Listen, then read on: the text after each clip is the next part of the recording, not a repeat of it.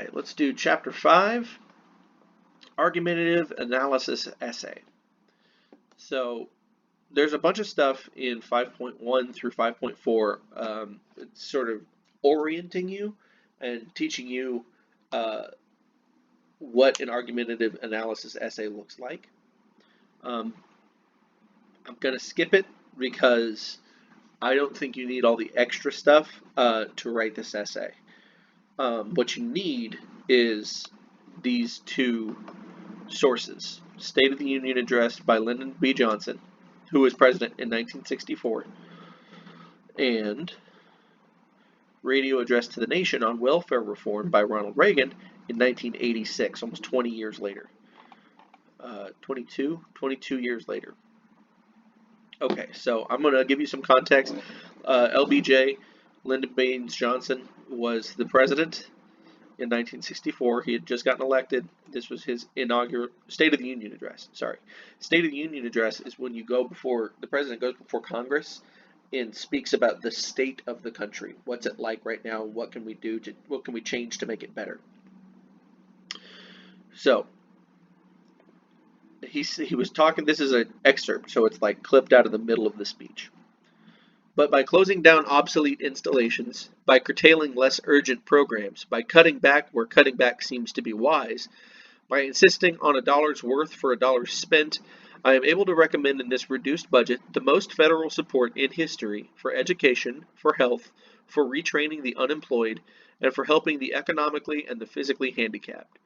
This budget and this year's legislative program are designed to help each and every American citizen fulfill his basic hopes. His hopes for a fair chance to make good, his hopes for fair play from the law, his hopes for a full-time job on full-time pay, his hopes for a decent home for his family and a decent community, his hopes for a good school for his children with good teachers, and his hopes for security when faced with sickness or unemployment or old age. Unfortunately, many Americans live on the outskirts of hope, some because of their poverty and some because of their color, and all too many because of both. Our task is to help replace the despair with opportunity. This administration today, here and now, declares unconditional war on poverty in America. I urge this Congress and all Americans to join with me in that effort. It will not be a short or easy struggle. No single weapon or strategy will suffice, but we shall not rest until that war is won. The richest nation on earth can afford to win it. We cannot afford to lose it. $1,000 invested in salvaging an unemployable youth today can return $40,000 or more in his lifetime. Poverty is a national problem, requiring improved national organization and support. But this attack, to be effective, must also be organized at the state and local level and must be supported and directed by state and local efforts. For the war against poverty will not be won here in Washington. It must be won in the field, in every private home, in every public office, from the courthouse to the White House. The program I shall propose will emphasize this cooperative approach to help that 1/5 of all American families with incomes too small to even meet their basic need.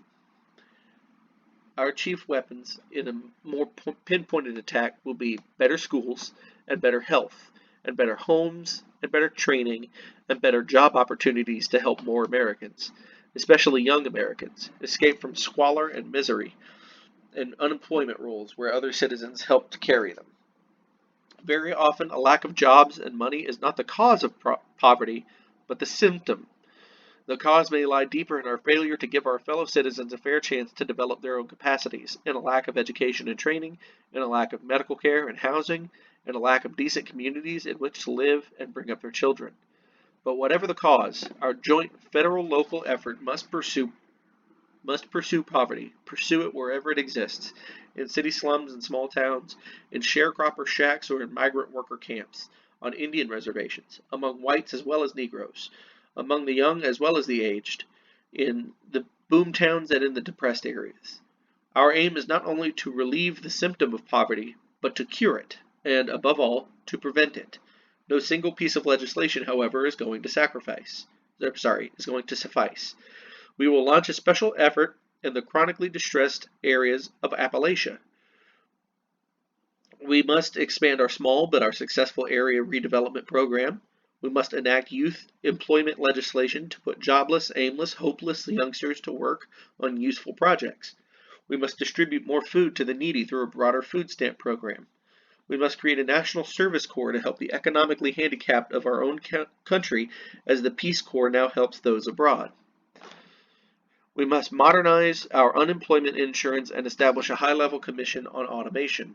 If we have the brainpower to invent these machines, we have the brainpower to make certain that they are a boon and not a bane to humanity. We must extend the coverage of our minimum wage laws to more than 2 million workers now lacking this basic protection of purchasing power. We must, by including special school aid funds as part of our education program, improve the quality of teaching, training, and counseling in our hardest hit areas.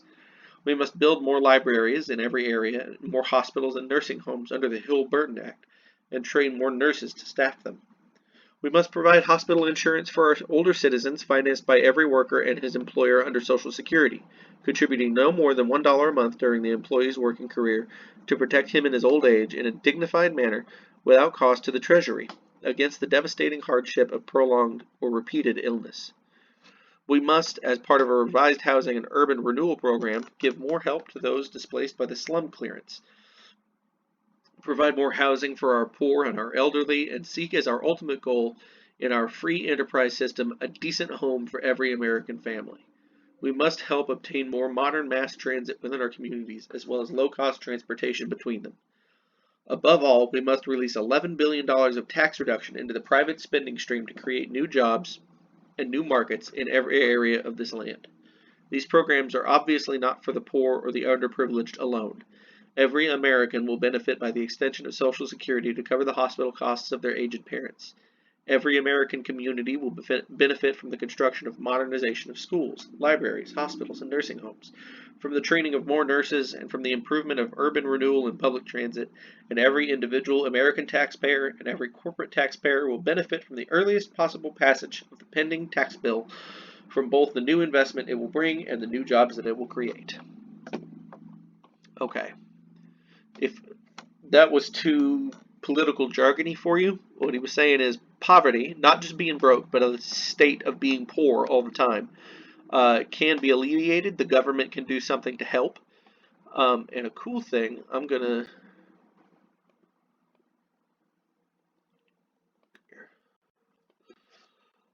When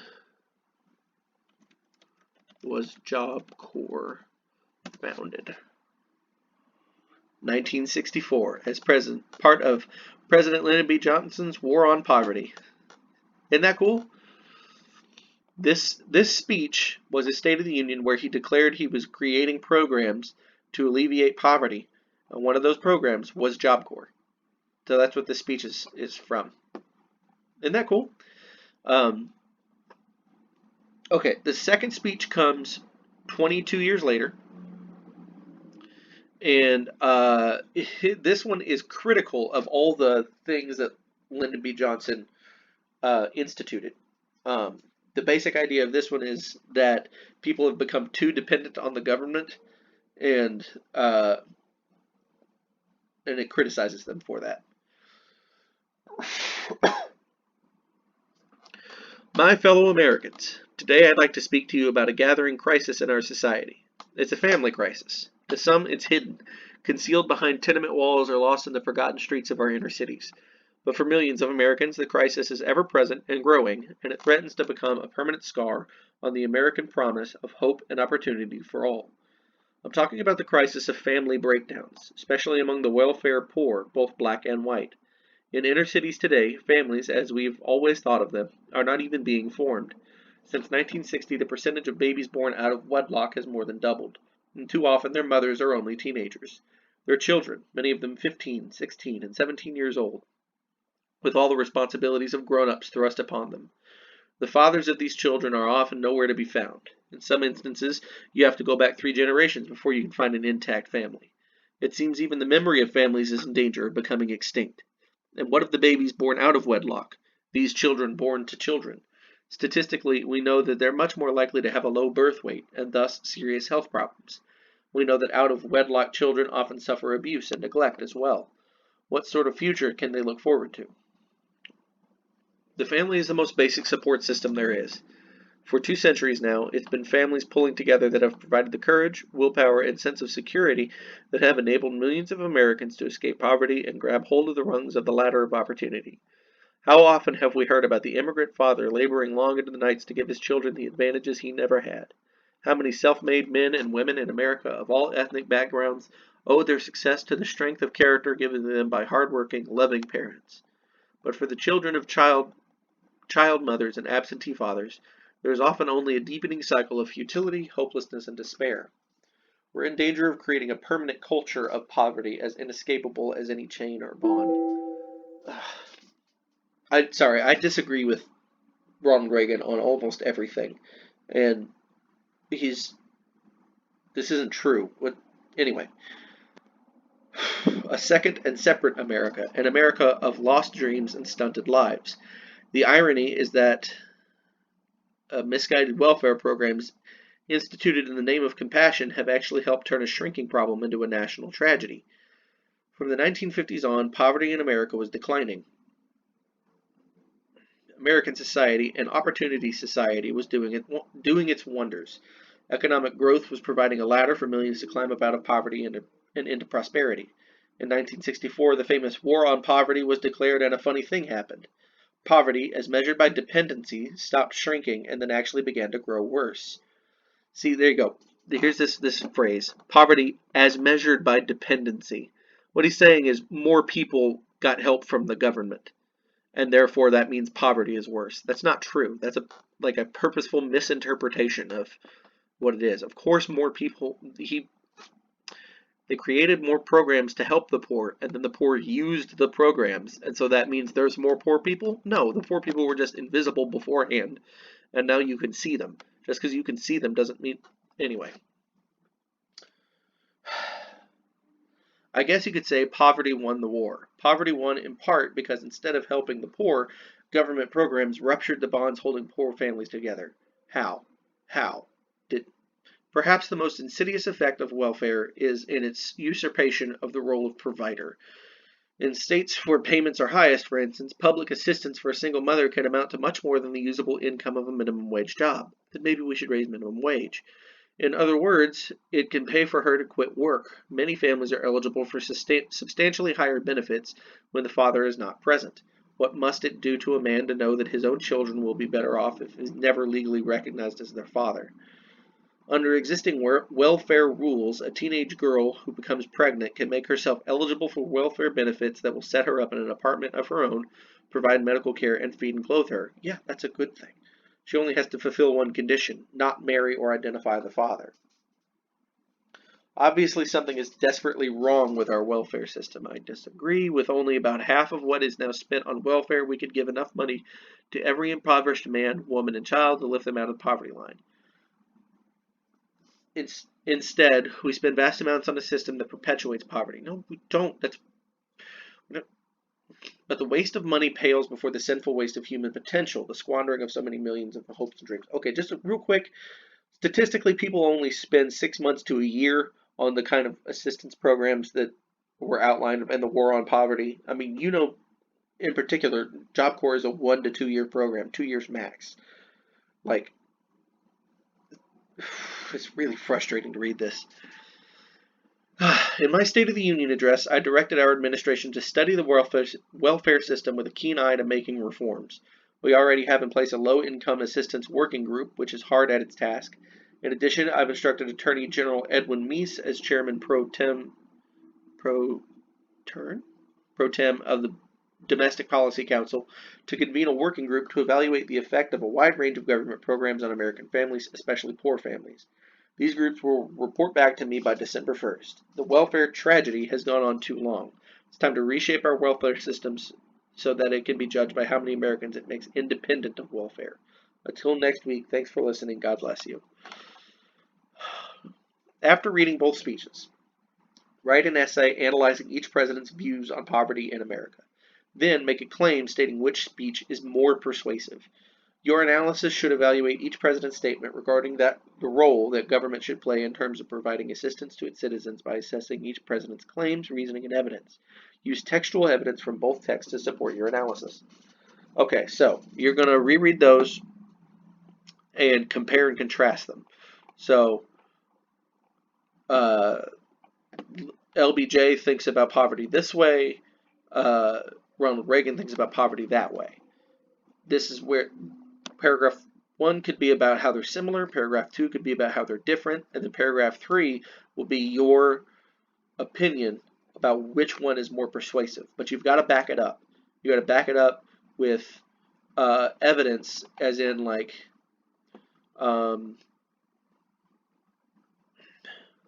look at this. He says every American will benefit by the extension of Social Security. That's a good line to quote. Something like that. A big powerful one here near the end. The welfare tragedy has gone on too long. While I disagree with it, that is a very powerful line. That's a persuasive line. So it's up to you to decide whether you like Johnson's or Reagan's speech better. And then here you go. Grading expectations. A strong thesis that makes an argumentative claim. Textual evidence that supports claims and disproves counterclaims. Body paragraphs that compare and contrast the two sources. Explanations of any quotes from the sources. Evaluation of claims, evidence, and reasoning present in the sources. Smooth transition between ideas. That's a tough one to pull off. Be thoughtful of how you jump from paragraph to paragraph. Essay structure of introduction, body, conclusion. Formal writing style. Standard English grammar and vocabulary conventions. Okay. Let's look. I think there's a 5.6. Nope, it ends at 5.5. Okay. All right, that does it for number 5.